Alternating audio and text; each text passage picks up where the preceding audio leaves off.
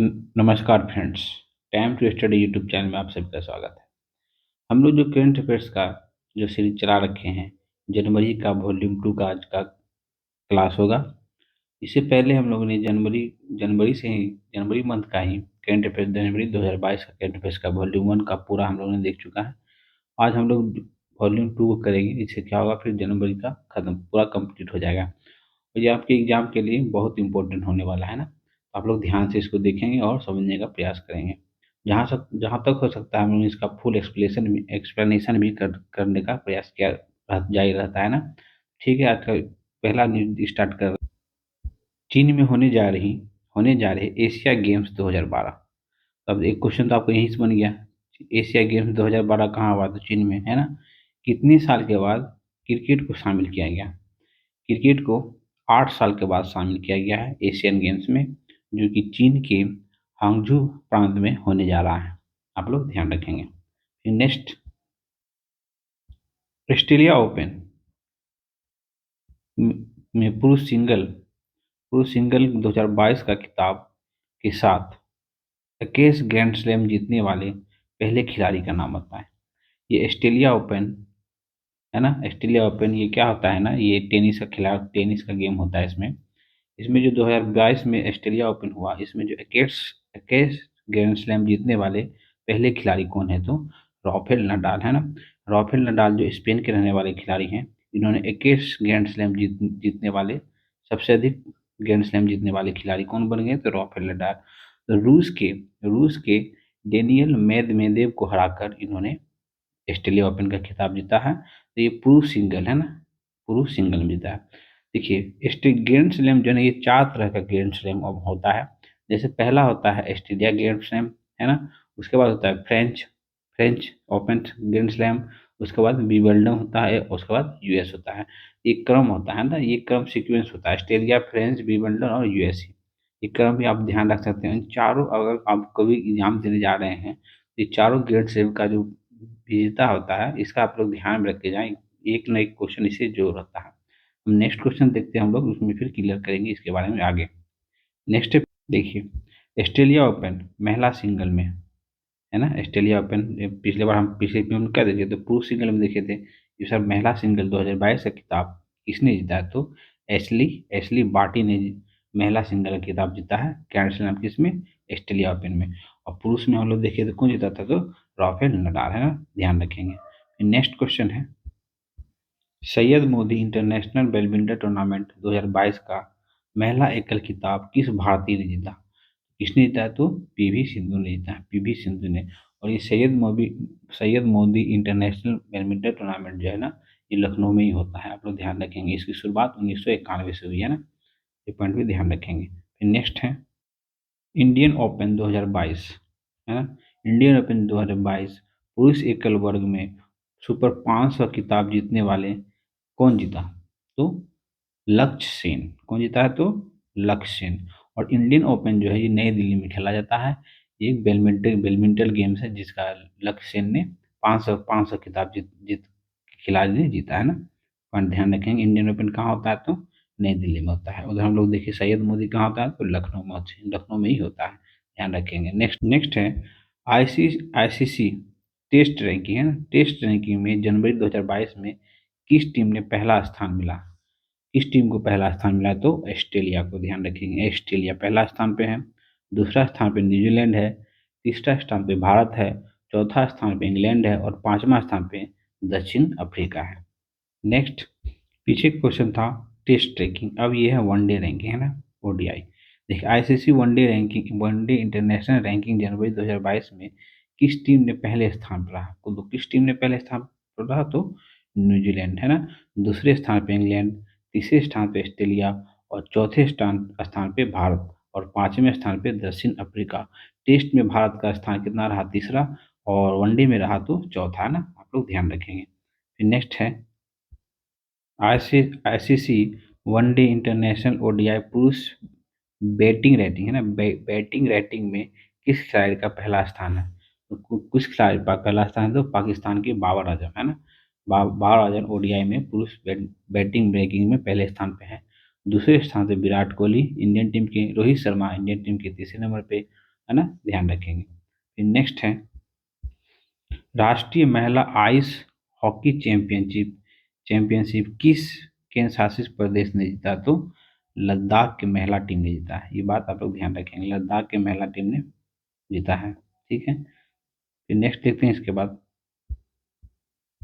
भारत के सबसे युवा एम्पायर सबसे युवा एम्पायर का नाम बताएं जिन्होंने ओमान में, है ना, लीजेंड लीग क्रिकेट में एम्पायरिंग की। तो किसने सबसे युवा एम्पायर? तो क्या सुबदा सुबदा भोसले गायकवाड़ सुबदा भोसले गायकवाड़ जो है सबसे युवा एम्पायर हैं, जो कि ओमान में क्रिकेट में किया।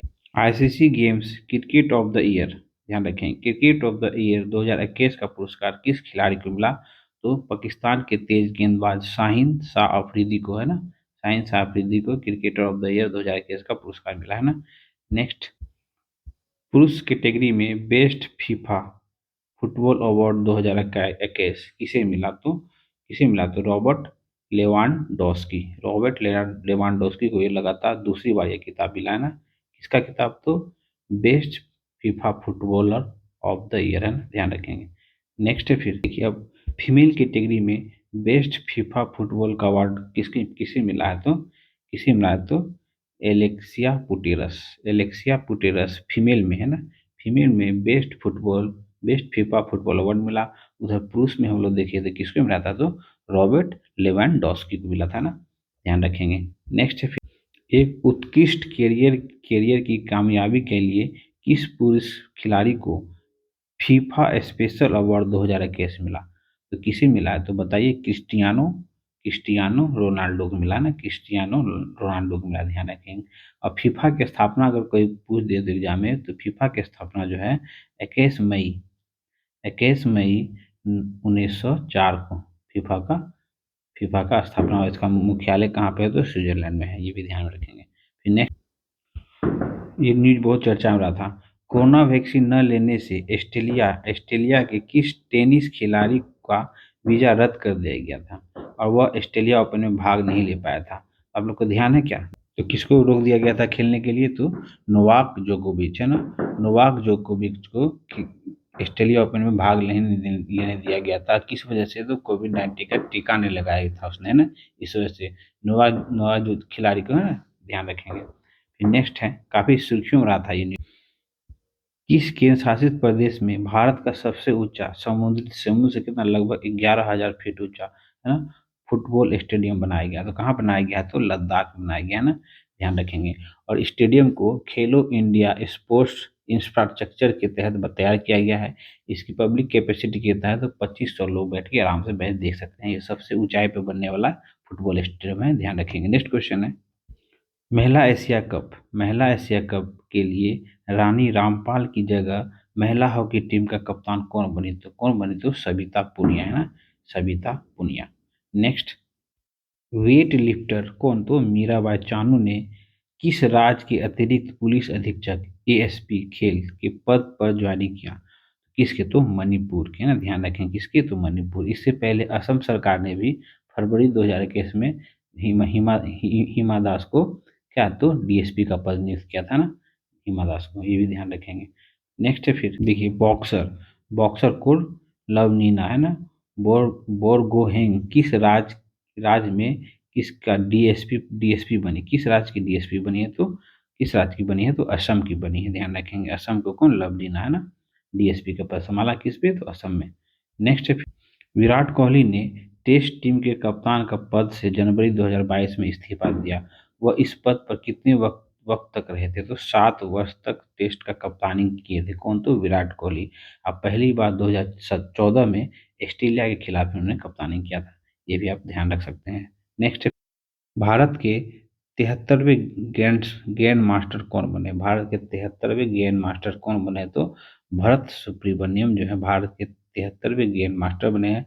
और 74वें भी बन चुका है कौन? तो राहुल श्रीवास्तव। 74 भी, 74 भी बन गया कौन? तो राहुल श्रीवास्तव, है ना, आप लोग ध्यान रखिएगा। फिर नेक्स्ट है, खेलो इंडिया खेलो इंडिया यूथ गेम्स 2022-23 की मेजबानी कौन करेगा?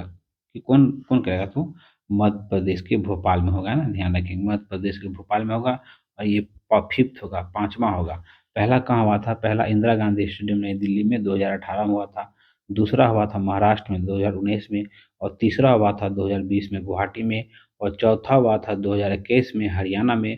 और 22वां 2000 मतलब पांचवा जो 2022 और 2023 में होगा, ये कहाँ पे होगा? तो मध्य प्रदेश के भोपाल में होगा। ये भी स्टेप पॉइंट आप लोग ध्यान रखिएगा। नेक्स्ट है अंडर 19 एशिया कप 2021 का विजेता टीम कौन रहा? तो इंडिया है ना, अपना देश भारत, इंडिया एशिया गेम्स विजेता टीम रहा। और इन्होंने श्रीलंका को 9 विकेट से हराकर ये खिताब हासिल किया ना। नेक्स्ट है फिर केंद्र सरकार ने कुल कितने लोगों को पद्म अवार्ड 2022 देने की घोषणा की? तो कितने लोगों को? तो 128 लोगों को पद्म अवार्ड देने की घोषणा की गई है। 73वें गणतंत्र दिवस 2022 की पूर्व संध्या पे ये पुरस्कार विजेता के नामों की घोषणा हुई, जो कि कुल 128 लोगों को पद्म पुरस्कार देने की घोषणा हुई है। देखिए पद्म पुरस्कार में देखिए पद्म विभूषण, पद्म विभूषण और पद्म श्री अवार्ड दिया जाता है। और ये जो भारत रत्न के बाद ये लगातार दूसरा, तीसरा और चौथा सर्वोच्च नागरिक सम्मान होता है ना, ये भी ध्यान रखेंगे। इनमें से जो है ना 34, 128 जो अवार्ड दिया जा रहा है, इसमें से 34 क्या है? फीमेल है ना, ये भी पॉइंट आप ध्यान रख सकते हैं। और 10 क्या है? 10 एनआरआई को दिया गया है ना, एनआरआई को दिया गया है। और 13 लोगों को मरणोपरांत दिया गया है। 13 लोगों को मरणोपरांत दिया है। दो लोगों को जो है जोड़े में दिया गया, मतलब ज्वाइंट रूप से दिया गया, ये भी ध्यान रख सकते हैं। उसके बाद हम लोग नेक्स्ट देखते हैं इसी से रिलेटेड। केंद्र सरकार ने वर्ष 2022 में कितने लोगों को पद्म विभूषण, ध्यान रखेंगे, पद्म विभूषण अवार्ड दिया गया? तो कितने लोगों को? तो 4 लोगों को पद्म विभूषण अवार्ड दिया गया है। ये भारत, जैसे भारत का सर्वोच्च नागरिक सम्मान, जैसे भारत रत्न होता है, इसी तरह भारत का सर्वोच्च नागरिक, दूसरा सर्वोच्च नागरिक सम्मान कौन होता है? तो पद्म विभूषण होता है। इसकी स्थापना कब हुआ था? तो 2 जनवरी 1994 से लगातार दिया जा रहा है। आप लोग चार्ट है तो चारों का नाम हम लोग देख देते हैं। प्रभा आत्रे को आर्ट के लिए दिया गया है ना। दूसरा है राधे श्याम क्या खेमका को दिया गया है मरणोपरांत। तीसरा जनरल बिपिन रावत, अब मरणोपरांत आप लोग जानते हैं, जनरल बिपिन पहले सीडीएस थे ना, चीफ ऑफ डिफेंस स्टाफ है ना। उसके बाद चौथा तो कल्याण सिंह, जो कि यूपी के यूपी के कौन थे? तो समाज सेवी थे, ध्यान रखेंगे। फिर नेक्स्ट देखते हैं इसी से केंद्र सरकार ने कितने लोगों को पद्म भूषण, हम लोग पीछे क्या देखे थे? पद्म विभूषण, ये पद्म भूषण है ना, कितने लोगों को दिया गया है? तो 17 लोगों को दिया गया है ना, ध्यान रखेंगे। और ये भारत का जो तीसरा सर्वोच्च नागरिक सम्मान है। पहला कौन है? भारत रत्न। दूसरा है पद्म विभूषण। और तीसरा तो पद्म भूषण, जो हम लोग देख रहे हैं कितने को मिला है? तो 17 लोगों को मिला है। फिर नेक्स्ट है, इसमें से कुछ टॉप नाम को आप लोग ध्यान में रख सकते हैं। जैसे क्या है? जैसे सुंदर पिचाई जो गूगल के सीईओ हैं, उसको भी पद्म भूषण मिला है। और साइरस पूनावाला को भी पद्म भूषण मिला। और सत्य नडेला को भी पद्म भूषण मिला है। और देवेंद्र झरझरिया जो क्रिकेट है जो खेल से रिलेटेड है, उसको भी पद्म विभूषण मिला है, पद्म भूषण मिला है, ध्यान रख लेंगे ये पॉइंट अलग से। नेक्स्ट है केंद्र सरकार ने कितने पद्मश्री कितने अवार्ड देने की घोषणा की है? तो 107 लोगों को पद्मश्री अवार्ड देने की घोषणा की है, जिनमें से बिहार के 2 लोग हैं। आप लोग ध्यान रखेंगे याद, आचार्य चंदना जी और सेवल गुप्ता को मरणोपरांत मिला गया। ये दोनों बिहार से थे, है ना, ध्यान रखेंगे। अगर बिहार की कोई भी एग्जाम दे रहे हैं तो इंपॉर्टेंट हो जाता है। फिर नेक्स्ट, सुभाष चंद्र बोस आपदा प्रबंधन पुरस्कार 2022 व्यक्तिगत श्रेणी है ना, व्यक्तिगत श्रेणी में किसने जीता है? तो विनोद शर्मा को, ध्यान रखेंगे, प्रोफेसर विनोद शर्मा को सुभाष चंद्र बोस आपदा प्रबंधन पुरस्कार मिला। किसको? तो प्रोफेसर विनोद शर्मा को, ध्यान रखेंगे। नेक्स्ट है फिर सुभाष चंद्र बोस आपदा प्रबंधन पुरस्कार, सुभाष चंद्र बोस आपदा प्रबंधन पुरस्कार संस्थागत श्रेणी मतलब किस संस्था को मिला है? इसके बारे में कहा तो गुजरात राज्य आपदा प्रबंधन संस्था को मिला है। और व्यक्तिगत श्रेणी में देखिए तो हम लोग किसको देखे थे? प्रोफेसर विनोद शर्मा को देखे थे। दोनों पॉइंट ध्यान रखेंगे। नेक्स्ट है किस भारतीय फिल्म को 20वां ढाका इंटरनेशनल फिल्म फेस्टिवल में सर्वश्रेष्ठ फिल्म का पुरस्कार मिला? तो कुजगल है ना, कुजगल ये तमिल फिल्म है ना, इसी को मिला है, ध्यान रखेंगे। हिंदी भाषा के लिए साहित्य अकादमी पुरस्कार, बहुत इंपॉर्टेंट एग्जाम पूछता है, 2021 का विजेता कौन है? तो हिंदी भाषा के लिए साहित्य अकादमी पुरस्कार किसे मिला? तो दया प्रकाश सिन्हा को, दया प्रकाश सिन्हा को हिंदी भाषा में साहित्य अकादमी पुरस्कार मिला है। यह पुरस्कार उसके नाटक कौन? सम्राट अशोक के लिए मिला है, ध्यान रखेंगे किसके लिए मिला? तो सम्राट अशोक के लिए। अभी हम लोग हिंदी भाषा का देखिए, अब अंग्रेजी भाषा का देखते हैं। अंग्रेजी भाषा के लिए साहित्य अकादमी पुरस्कार किसे मिला है? तो किसे मिला है? तो नविता गोखले को मिला है। और उसका उपन्यास तो things to win leave behind है ना, थिंग्स टू लीव बिहाइंड के लिए इसको मिला है, अंग्रेजी भाषा के लिए, है ना। आप लोग एक एक्स्ट्रा पॉइंट ध्यान रखेंगे, साहित्य अकादमी पुरस्कार जो है ना 20 भाषाओं में दिया जाता है ना, 20 भारतीय भाषाओं में ये पुरस्कार दिया जाता है, जिसमें से हम लोग को इम्पोर्टेंट हिंदी और अंग्रेजी का है, जो हम लोगों ने देख लिया। हिंदी के लिए किसे मिला है? तो दया प्रकाश सिन्हा को। अंग्रेजी के लिए दया प्रकाश सिन्हा को।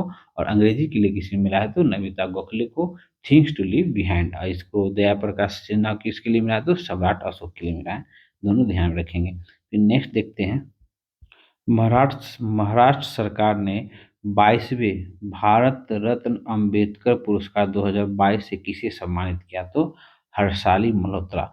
हर्षाली मल्होत्रा कौन है? बजरंगी भाईजान फिल्म आप लोग देखे होंगे, तो उसमें जो बच्ची का रोल करता है ना, उन्हीं को मिला है ना, हर्षाली मल्होत्रा।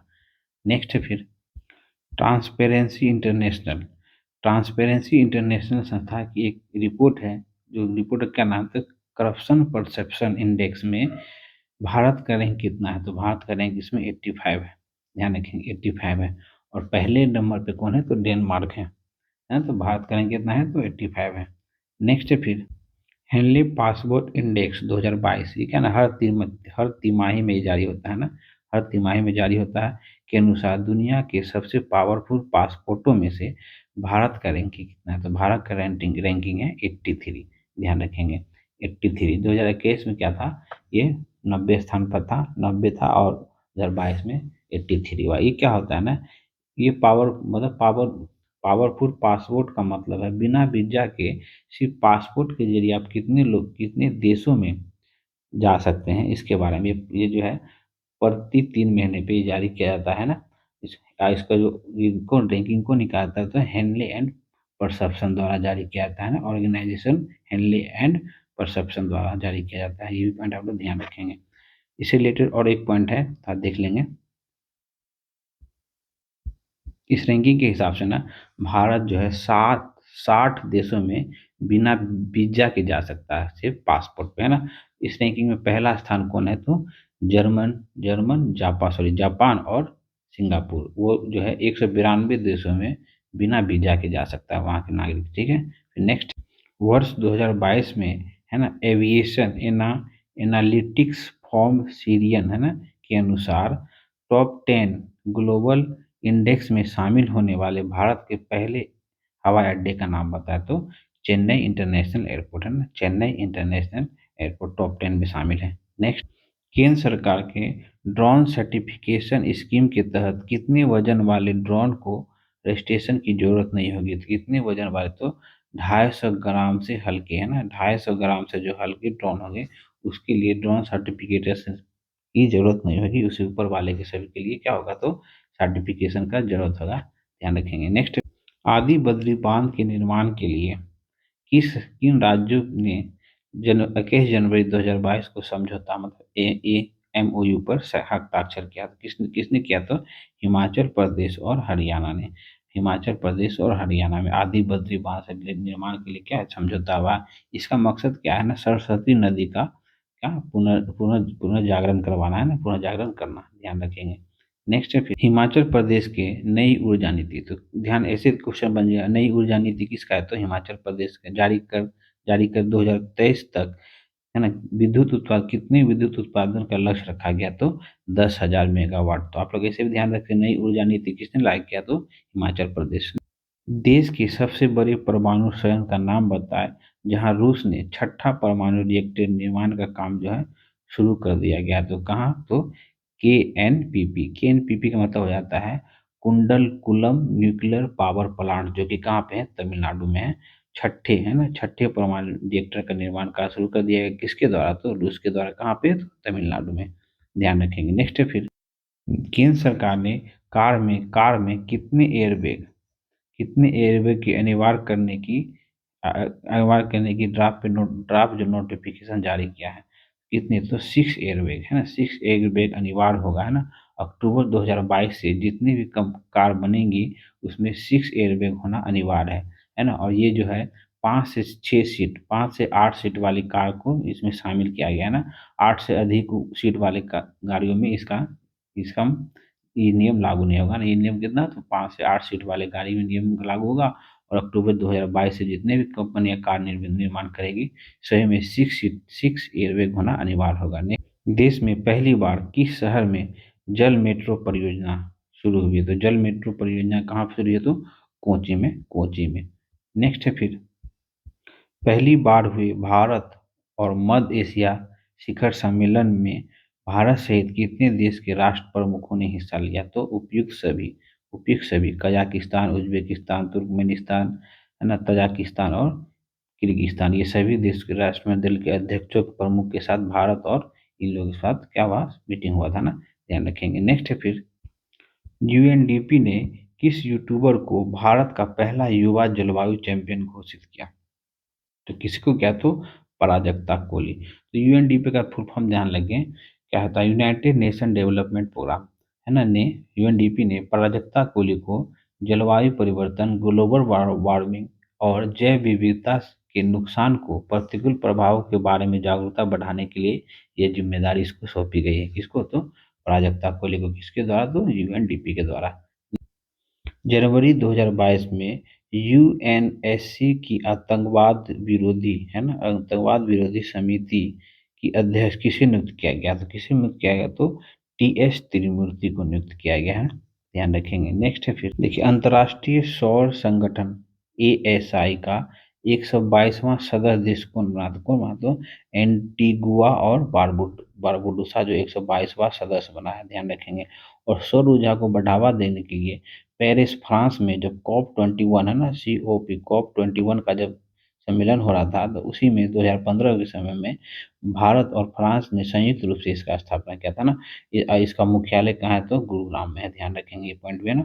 फिर नेक्स्ट है, शंघाई सहयोग संगठन, इसको एससीओ के नाम से जाना जाता है, का नया महासचिव किसे नियुक्त किया गया, तो झांगमिंग, है ना, मतलब चीन के राजनयिक है कौन, तो झांगमिंग, इसी को एससीओ का महासचिव नियुक्त किया गया है।